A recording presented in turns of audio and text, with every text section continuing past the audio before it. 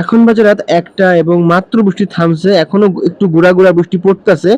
এর মধ্যে আবার খিদাও লেগে গেছে। তাই ভাবলাম ২ জন মিলে একটু ঘুরি, আবার গ্রিল নানও নিয়ে আসি। আসলে বৃষ্টির মধ্যে গ্রিল নান না হলে কি চলে? বের হওয়ার পর আশপাশের অবস্থা দেখে বুঝা গেল যে এই সময় কোনো দোকান আমার জন্য খুলে বসে নাই। কিন্তু মনে পড়ল যে আমার বন্ধুর হোটেল অর্থাৎ মনির হোটেল সেটা এখন খোলা আছে।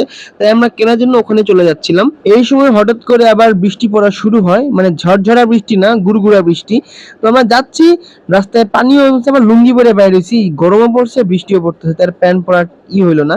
তো বের হয়ে গেছি। এখন আমরা যাচ্ছি ওইদিকে। এই বৃষ্টি ভেজা রাতে ভালোবাসা মানুষকে নিয়ে বৃষ্টি ভেজা পথে হাঁটার মজাটাই কিন্তু আলাদা। কাদা কাদা অবস্থায় স্যান্ডেল পরে হাঁটতে ভয় লাগতেছিল। যদি একবার পা পিছলায় নিচে পড়ি, পুরা একদম ইজ্জত শেষ। লোকেশনে গিয়ে দেখি সামনাসামনি ২টা হোটেল। এখন দেখি আমার বন্ধু ভিতরে বসে আছে ক্যাশ কাউন্টারে। ওই দেখেন, বসে বসে ভাইয়া টাকা গুনছে। দেখেন দেখেন কি ভাব নিয়ে বসে, দেখেন কি ভাব নিয়ে বসে আছে। ভিতরে গিয়ে বসলাম, একটু ঠান্ডা বাতাস খাইলাম, ঠান্ডা পানিও খাইলাম। এরপর অর্ডার দিলাম কি কি খাবো। তারা রেডি করতেছে আমার জন্য ৫টা নান, একটা ফুল গ্রিল এবং হালুয়া। পার্সেল নিয়ে বের হওয়ার সময় দেখি তারা গরম গরম হালুয়া নামাইছে।